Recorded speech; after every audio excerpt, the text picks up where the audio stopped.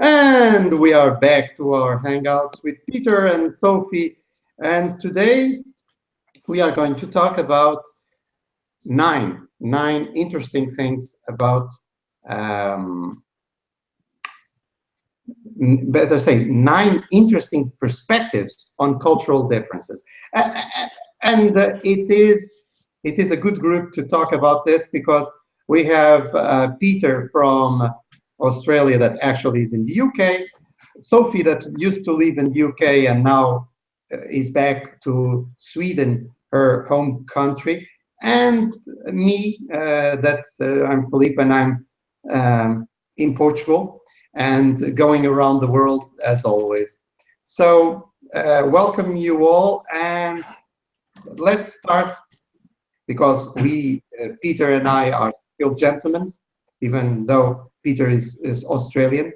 Yeah, that was a cultural joke. Yeah, I love it. And we will give the floor to Sophie, where actually it's a very gender equal country, so we shouldn't even do that, but that's why we are doing it. Sophie, your first interesting cultural, very interesting perspective on cultural differences. Yeah, well, as Peter said, I just moved back to Sweden I properly moved back here about 6 months ago. And I just wanted to sort of make a main point about differences, so culture differences. So it could be like the behavior, how we behave with the family, how we are behaving around religion, beliefs, and how things are settled. And my first point is that I would like to recommend everyone to have a look at the website World Value Survey. And they are asking different countries what their beliefs are and how they look at themselves. And I tried to print a picture from this very interesting survey, but I couldn't. So I took a screen grab on my iPad. And so it looks like this. And it's really bad to show an iPad on here, but I'm trying. So up here on the yellow one, on the side here's Sweden. And here we have some African countries. And that's how far away we are from each other. If we look at Sweden, it's very secular. We don't really have a religion. It's not that important. We are very individualistic.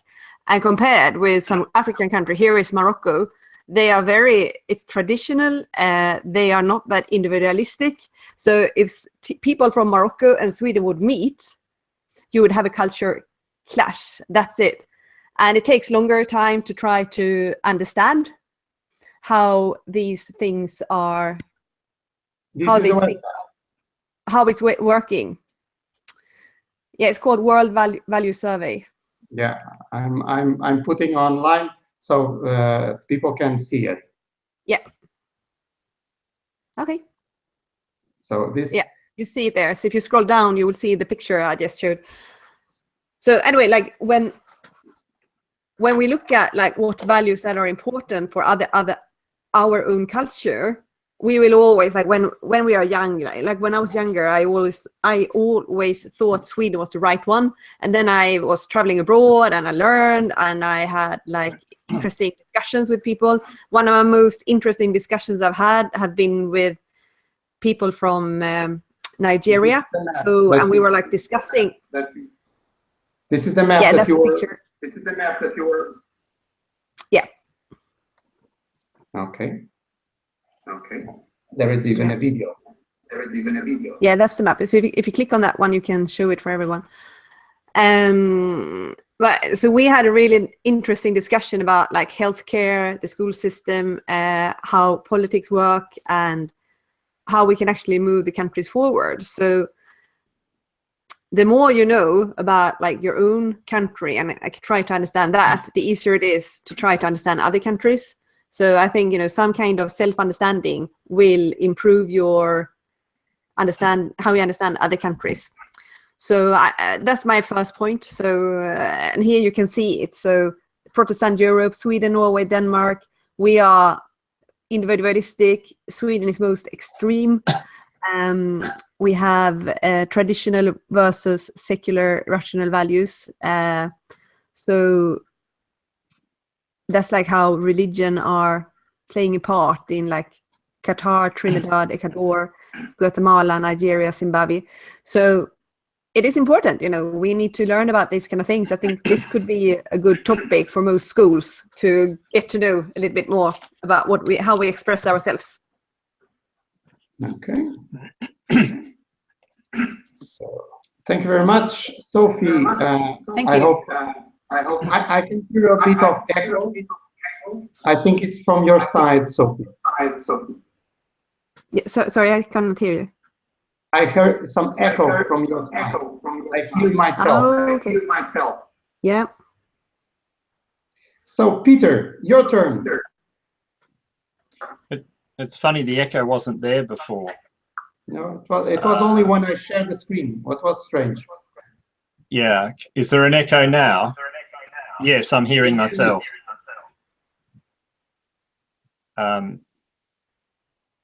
Sophie, try muting your microphone on the Hangout. Yeah. Okay, Peter. Should we try now? That's better. Yes. Okay, thank you. Okay, probably the best one for me to start with is that based on what Sophie just talked about is to have fun looking at the differences and the similarities between different cultures. That particular map was interesting because it was measuring particular dimensions, but of course cultures are made up of many, many different dimensions. So in my experience, when we get together with people from different cultures, we can look for differences and we can look for similarities. I always remember an experience I had once when I was working for a leading coaching company, executive coaching company in London. And I was sent out to meet with a potential client at an American investment bank. And this young man had come over from the United States to London to head up a department. And there were some problems, partly because of his maturity and partly because of cultural differences. So I was one of a few different people he was meeting to potentially work with him. And as we talked, I could understand his personal frustrations with British culture because in some ways, I think of Australia as being somewhere between the United States and Britain. We share the sense of humour of the British. We have a degree of scepticism or cynicism as well about things, whereas the Americans have a slightly different approach. But in other ways, we, like the United States, are a young country, a young nation, and we have a sense of optimism about what's possible and a sense of just go for it.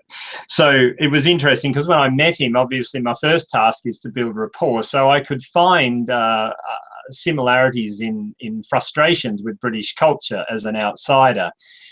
But at the same time, I could also understand why the British were frustrated with him. And at the end of our meeting, he said, I could see that it would be good to work with you because you're not from Britain. And I said, yes. And the other reason it would be good to work with me is because I'm not from America. And that's because I could help him to understand why he can really annoy the British people with his approach. So I thought that was just an interesting example, but I would imagine that if you took any two countries, people could sit down and find things that they do have in common, but at the same time we would find things that are different between our cultures. Thank you very much, Peter. Well, it's my turn, and I will go a little bit primitive. The thing is that we are programmed to look or to connect better with people that are similar to us, meaning that, and this comes from very primitive times, when we saw another human coming from far, when we were walking on the savannah, we had few seconds to understand if it would be a friendly or enemy human. So the thing was that we had to really concentrate and check for past experiences. And we started profiling people. So that's why, for instance, people that wear glasses tend to connect better with other people that wear glasses. People that are very tall tend to connect well with people that are very tall. And if you dress some way, you tend to connect with people that dress more or less the same way, and it goes like that. So this is something that we are already programmed. So when we say, okay, don't do stereotypes, it's bad to, actually we are programmed to do stereotypes. The thing is that we have to acknowledge that we do stereotypes, and then overcome that, and see that many of the things that we think about people in every culture has to do with the stereotypes that we have in our mind in some way or the other. And unfortunately, some of these stereotypes now come from media. So this is something that it is complicated because, for instance, in media, they oversimplify things. So they tend to make people the good guys and the bad guys. And the good guys dress one way and the bad guys dress another way, or the good guys look this way or the bad guys look that way. And we even see this in gaming. To give you an idea, my kids are gamers. I used to be gamer, like using a thing called ZX Spectrum. That was like a computer that was really 48K, so it was really. So when I was playing, most of the games were we were beating the Soviets. Okay, and now if let's say the same kind of shooting game is actually they are Arabs. So it is interesting how things develop. So that was my point. We have to understand that we have these stereotypes instead of not acknowledging that we have them. Trying to, oh, I don't see stereotypes. We all have stereotypes in our minds. It has been a survival tool. So be careful with that and overcoming. So Sophie, you're next. Yes, thank you. Yeah, well, a main point I think for everyone to bring with them is that the most dangerous beliefs is that we don't have any prejudice. And I would like to give an example about me moving back from London to Sweden. And of course, I understood that there might be some challenges to change country after being abroad for a long time. But I would never say that that I ever felt very British. I've always been very Swedish. And in London, wherever I went, I had to come out as a Swede all the time. People ask you, where are you from? How long have you been here? Why do you move to the UK? So you have to come out all the time with what you're doing there. And everyone asks each other this kind of things. You know, you go into a taxi and he asks you, where are you from? And then I come to Sweden, and I sort of brought this belief with me that it would be okay in Sweden if I met someone who was not from Sweden to ask them where they are from. And that's what I would do naturally. And then I heard and I read some articles that in Sweden, you are like insulting people if you assume that they are not Swedish. So I'm still quite curious, so I will somehow ask people where they are from. But in London, you are quite brutal about it. You know, you want to identify the nationality immediately. And then another thing I've noticed, which is a huge cultural difference, which really shocked me about moving back to Sweden. it's in London, you appreciate people for who they are in a great way, and I love that about London. It's amazing.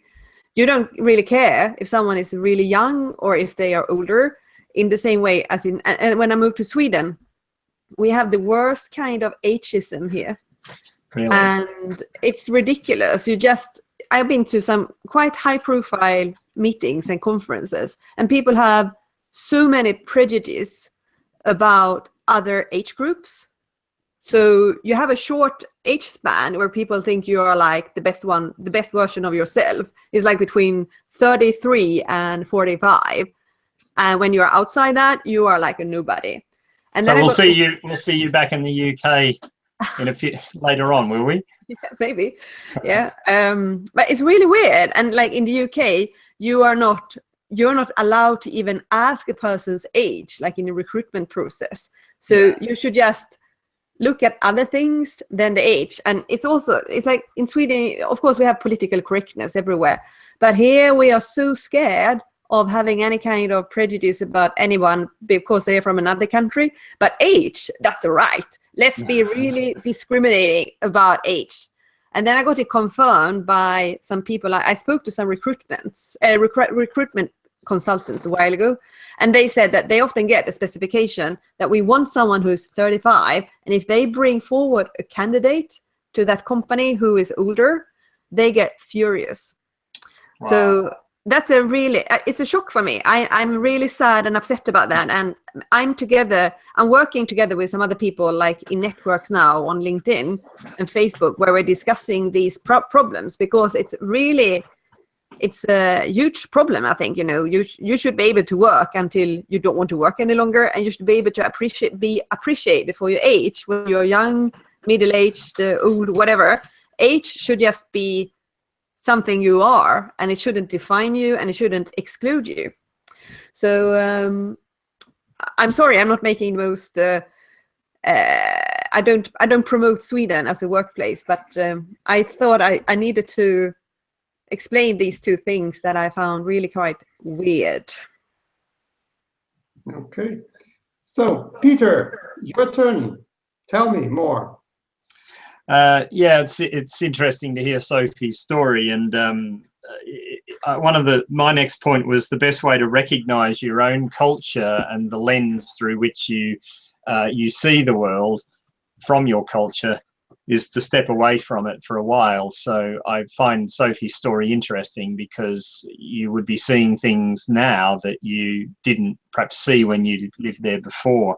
For me, it's been interesting moving to the UK. I've been here 17 years now. So, in fact, 17 years tomorrow. And one of the first things that we noticed when we came here was how people are much more formal. When we took our son into the school, the teachers would call us Mr. and Mrs. Milligan. In Australia, we tend to use first names. We would call the teachers Mr. or Miss whatever, whereas in Australia, you would just tend to use their first name. So I noticed that. I also noticed that people here are much less open and direct, although even within the UK, as Sophie might be aware, there's a cultural difference between the north and the south. So people in the north of England will tend to be more open and say what they really think, whereas people in the south tend not to say how they really think and feel. And also, I noticed a much stronger focus on hierarchy, which I guess we could say comes from the British class system. And I'm not saying it doesn't exist in Australia, but it's much less obvious or strong.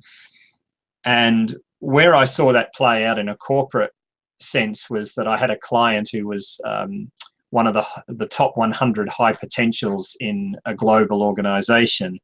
And she came to a crossroads in her career and said, I've got to decide what I might do next. And I suggested that she go and have a chat with the guy who was basically number 2 to the CEO in London. And because to me, that's not a big deal, to do that. And she just was really shocked that I would suggest it. And she said to me, could I really do that? Because in her mind, you don't do that. But to me, he's just another guy. Yeah, he's busy. Yes, you have to respect his position and his time. But to me, the request was a reasonable one. But it just brought to light the difference in cultural thinking.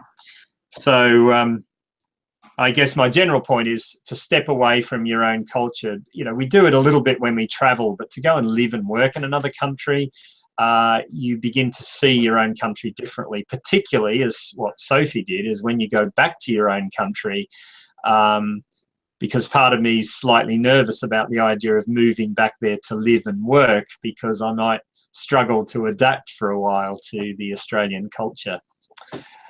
So that's mine. I have a fast question for you too.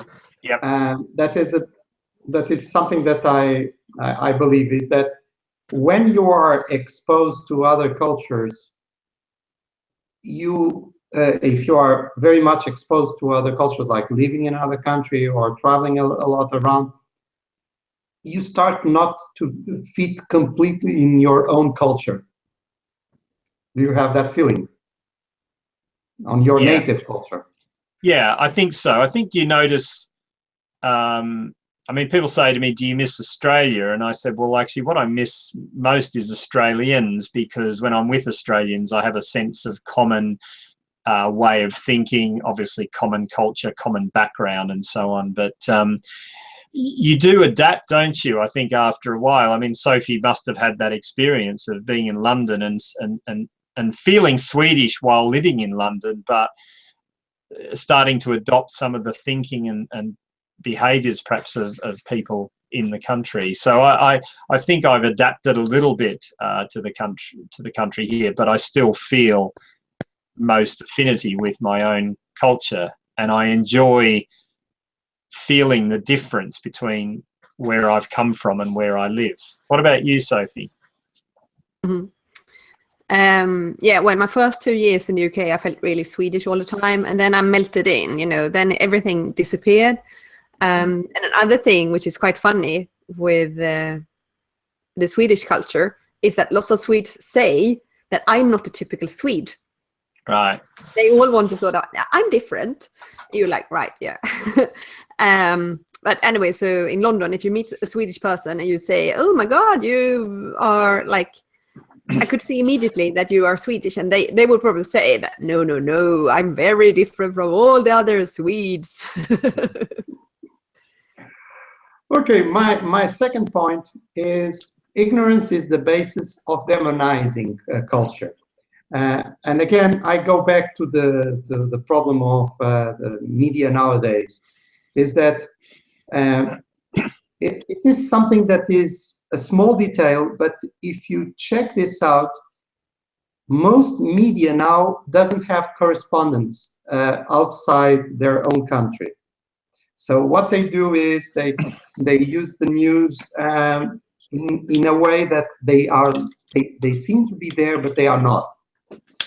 So we are losing a kind of the local view, and unfortunately, with that, it is easy nowadays to demonize the culture because people are traveling a lot, but they are traveling more or less to the same places.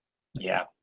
And they are seeing the same news because if you go for BBC, if you go for CNN, if you go for MSNBC, it will be always the same news, unfortunately.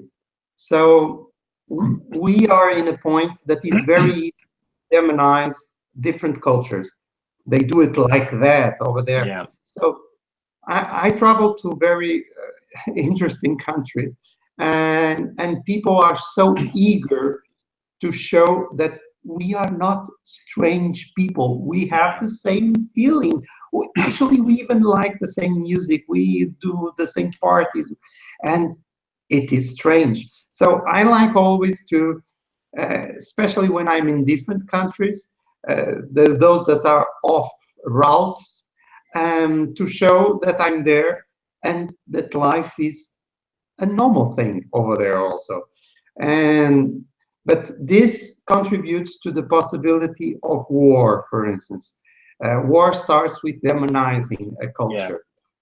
Because it's easy, because you are not actually killing people, you are killing demons.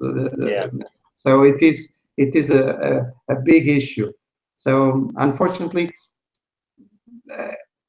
we have to contribute as individuals to show that even in remote places that are demonized places, people live normal lives, and really they want to live normal lives. And the demonized is a mix, a very explosive mixture between media that is ignorant of a lot of things, politicians that need an enemy in order to win elections, and some economical powers that need places to export guns and to rebuild destroyed places. But they destroyed. Exactly. So you have to, it's like creating a huge mega project. You destroy a whole city and oh, you have a mega project. So it is something like that. Sophie, what is your third point? Yeah, well, one of the things that I've been interested in is the perspectives of time and how we are acting around time and what time actually is. And I noticed that I was at a course in Spain a while ago, and when I was there, we were always talking about two different times. So it was North Europe time and Spanish time. So in every exercise and every appointment, every lunch break, and every time we're going to meet somewhere, we were like, okay, this is now North Europe time. So that means 7 o'clock, not 7:15 or 7:30. It means 7. And then when we're doing like some more like group work, that could be Spanish time. And it was quite funny. And then I noticed that I think this is not just a culture. We have individual differences. And I know this with some of my people I spend a lot of time with. They are much more like structured, and they look at time at 10 minutes slots. And I look at time more like, okay, I need to do these 5 things and I will somehow do them, but I don't know when. And then we have a little clash around that. So I think like the appointment thing, you know, when you have an appointment, it's very important to point out that this is the time. It's not flexible. And then when you're going to do something, you're going to create something, you can have more like time as a living creature, like a circle that just goes round, round, round, round, and then somehow things will be fixed. But I first heard about this like 20 years ago, and then of course I lived in a very monochronic, like we looked at time as steps, bum, bum, bum, bum, after each other. And then I think my natural personality was more the polychronic, where you have, let's do everything, be creative, let's have space for fun things in between. And it's sort of, maybe I was a Spanish in my last life, I don't know, but it's it comes natural to me. And then at the same time, you need to be very structured. But I think everyone is working with other cultures, you know, learn about that culture's view of time, and then you will be able to maybe you need to do that to be able to communicate. Sophie, let me add 2 very short things. Yeah. One is that recently, echo Sophie on your side. One thing is that I was in Jordan, and what you talk about time is even worse. So everything had a different time. So according to Stereotypes, I was always saying to my Jordanian friends, because I was leading a training over there, don't worry, I'm not German. But by the way, I delivered 2 trainings in Germany, and in both times, we started late. And people were very concerned from the organization, saying, oh, sorry about this, that we are starting late, but this and this and this. So the excuses of starting late. And I was saying, look, I'm so happy that I will be returning to Portugal, and saying, look, I started the training late in Germany, and it wasn't my fault, it was the Germans. So basically the stereotype things. Okay, Peter, your third.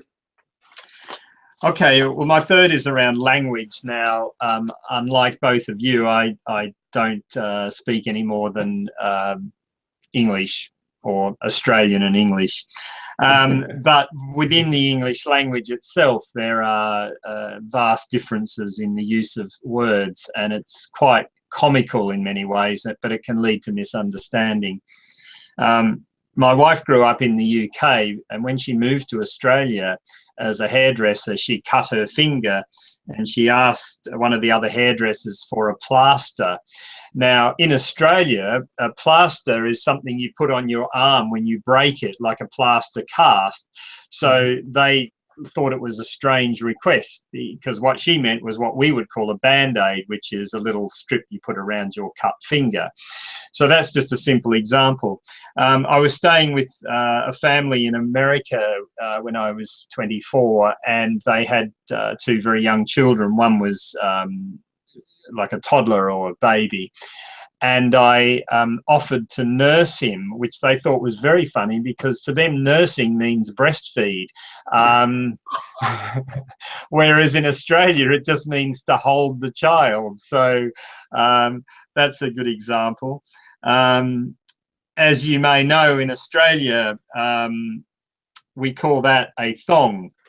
However, in this country,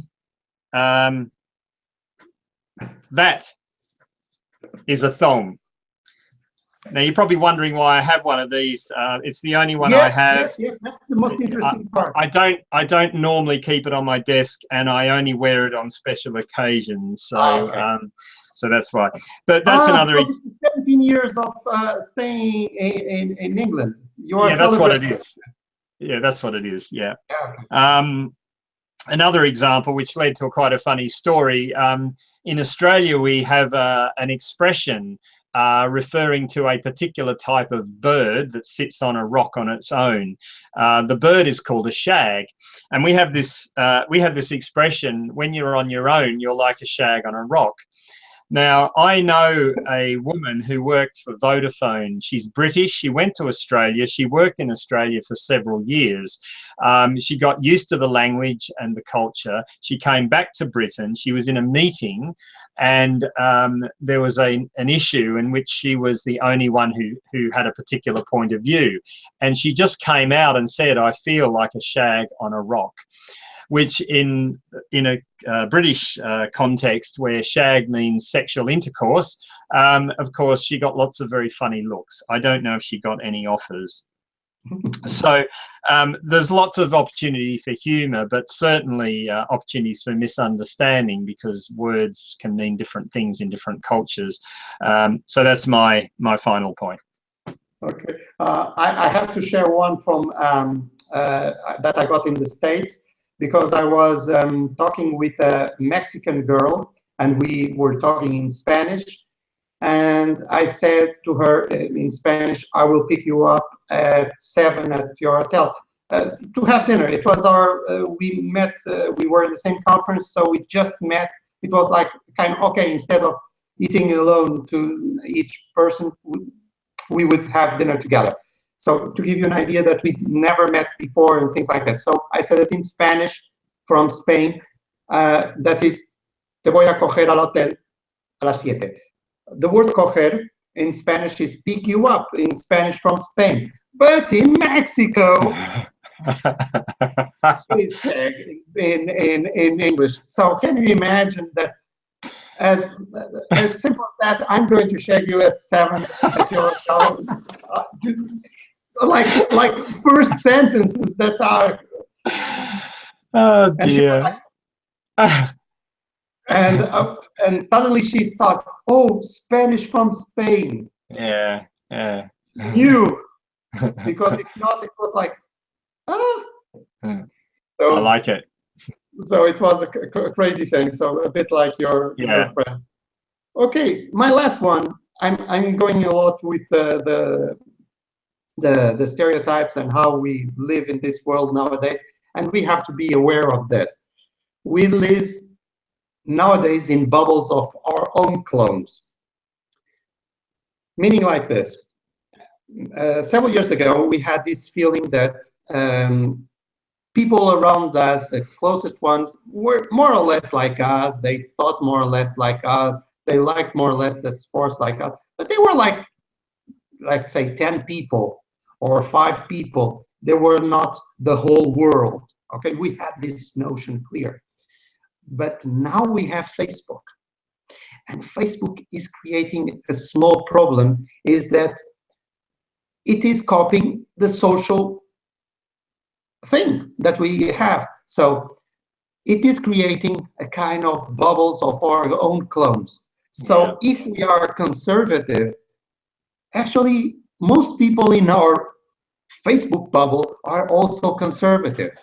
Yes. If we are, let's say, pro-Brexit, most of the people in our bubble are pro-Brexit. Yeah. This is creating an issue, is that it is creating a notion that everybody really thinks like us. Unless we have a very extreme, very strange position, in our social bubble, everybody's thinking like that. And because we are talking about hundreds of people, we have this notion that everybody's thinking like us. This is the big issue that we have to be careful nowadays, is that we have to self-expose to other bubbles. If not, we will have a really misleading view of the world itself. So that's why it is good that we have, for instance, Peter, that he said that he's pro-Brexit. And I think that is madness. So it is good that we have this kind of perspective, because if we don't self-expose us to this kind of different thinking, we will have a very misleading view about the world. So that was my third one. Anything else that you want to add? We reach our time, so last remarks? Well, like it's been written so much about like filter bubbles in the last year, and I'm not sure that it's only because we use social media that much. I think the problem is quite hard, and I think more people need to look into this like properly, like sociologists, anthropologists, historians, and explain it, because it's like so simple to explain it and say it's only because we use social media so much. That's my only point. I think we use it as a source of information. That's the problem. Nowadays, is one of the main sources of information is social media. Yeah, it is. It is. So that's the thing. It's not because we use so much, it's because we put it as our main source of information. And a really important point is that the algorithms used by a search engine like Google actually are designed to feed back to us what we already like and think and look at. So it does create the illusion that we're seeing everything that's out there. There's a really good TED talk on that topic that highlights the point that if Sophie does a search for a particular thing on Google, and I do one and you do one and someone else does one, we will find different things because it's working out what we think and what we like, and it gives us more of that. So we do need to be very wary of that, and I think it's important to seek out people who have a different point of view to explore that. Yeah. The other point I would make, I did at university, I did psychology, but my other major was anthropology, and it was a fantastic subject because the first thing we had to learn was that you cannot really see another culture very well because you're looking at through the filter of your own culture. You are interpreting their behavior based on your values, your standards, your culture, and you don't really understand their culture. You think you do, but you don't. So it's important for us all to remember that. Yeah. Only one final remark about that. Peter, you are absolutely right. I remember my second trip to India, I went with a friend, and I said to him many times on the plane, never go to India with European eyes. Yeah. Never go to India with European eyes. But it's hard not to.